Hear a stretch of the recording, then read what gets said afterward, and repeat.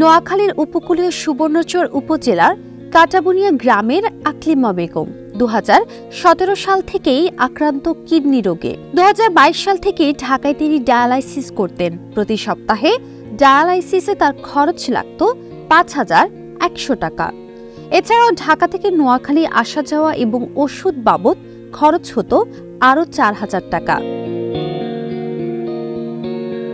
মধ্যবিত্তের পরিবারে প্রতি সপ্তাহে এত টাকা খরচ করে নিঃস্ব হয়ে যাওয়া আকলিমা 6 মাস আগেই জানতে পারেন নোয়াখালী জেনারেল হাসপাতালে মাত্র 400 টাকা, এমনকি বিনামূল্যেও ডায়ালাইসিস করানো যায়।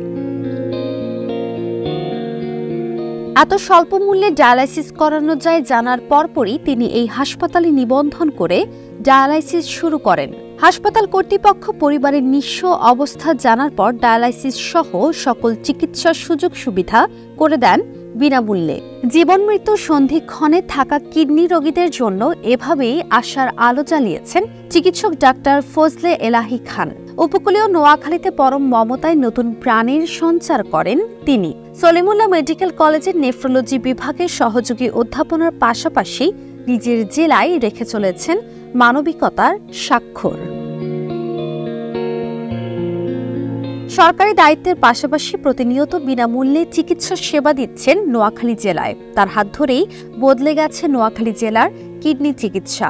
নোয়াখালী মেডিকেল কলেজ হাসপাতালে সহকারী অধ্যাপক থাকা অবস্থায় সর্বপ্রথম 2018 সালের 17 সেপ্টেম্বর নোয়াখালী জেনারেল হাসপাতালে ডায়ালাইসিস কেন্দ্র চালু করেন তিনি। 2012 সালে আমার এমডি নেফ্রোলজি ডিগ্রি কমপ্লিট করে এবং 13 সালে আমি নোয়াখালীতে পোস্টিং নিয়ে চলে আসি।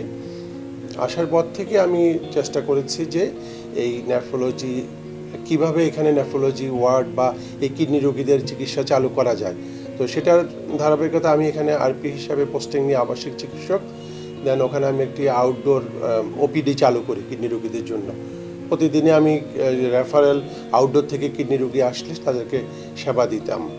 তো এবং পাশে ওই সময়টাতে আমি আইপিডি ইন্টারমিটেন্ট পেরিটোনিয়াল ডায়ালিসিস, যেটা পেটের একটা ডায়ালিসিস, যেহেতু তখন আমাদের এখানে রক্তের ডায়ালিসিস ছিল না, সেটা চালু করি এবং মাঝে মাঝে কিছু রেনাল বায়োপসি চালু করি।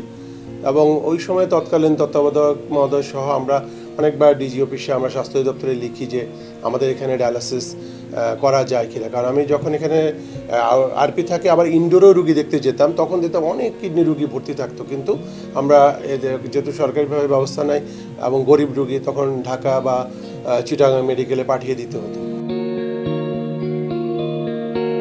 গরিব অসহায় রোগীদের প্রতি তার যে মমত্ব দায়িত্ববোধ, সেই আলোকে নোয়াখালী জেনারেল হাসপাতালে স্থাপন করেছেন 20 শয্যার একটি কিডনি ডায়ালাইসিস ইউনিট ও 16 শয্যা বিশিষ্ট কিডনি ওয়ার্ড এবং অত্যাধুনিক diagnostic renal lab, molecular lab. এরূপ আধুনিক প্রযুক্তি সদর হাসপাতাল তো নয়, দেশের বিভাগীয় শহর কিংবা মেডিকেল কলেজ হাসপাতাল পর্যায়েও বিরল।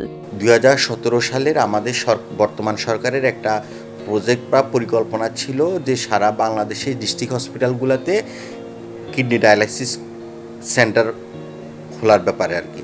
তখন আমাদের নোয়াখালী আব্দুল মালিকের মেডিকেল কলেজের বিভাগীয় প্রধান এবং ডাক্তার ফজলে এলাহি খান, উনি এবং সাচিবের সভাপতিও, উনি কিডনি বিশেষজ্ঞ, ওনার নেতৃত্বে আমাদের জেনারেল হাসপাতালে 2017 সালেই আমরা একটা 10 বেডের একটা কিডনি ডায়ালাইসিস সেন্টার তৈরি করি। এরপর যখন আমাদের পার্শ্ববর্তী জেলা ফেনী, লক্ষ্মীপুর থেকে রুগী আসা থেকে শুরু হয়, তখন আমাদের এটা 30 বেডে রূপান্তর করছে আমাদের সাচিবের সভাপতি ডাক্তার ফজলে এলাহি খান, এবং কিডনি ওয়ার্ডও তৈরি করা হয়েছে, যেখানে উন্নত ধরনের সেবা পাচ্ছে, সকল ধরনের মলিকুলার ল্যাব সহ সকল ধরনের ইনভেস্টিগেশন সুবিধা পাচ্ছে। শুরুতে 10টি হোমোডায়ালাইসিস মেশিন ও 10 বেড বিশিষ্ট ডায়ালাইসিস ইউনিট শুরু করে বর্তমানে 25টি মেশিনের মধ্যে নিয়মিত 20টি মেশিন চলছে। গত 31 মার্চ পর্যন্ত 4,850 জন নিবন্ধিত রোগী 58,721 বার ডায়ালাইসিস সেবা গ্রহণ করেছেন। ডেস্ক রিপোর্ট, সমকাল।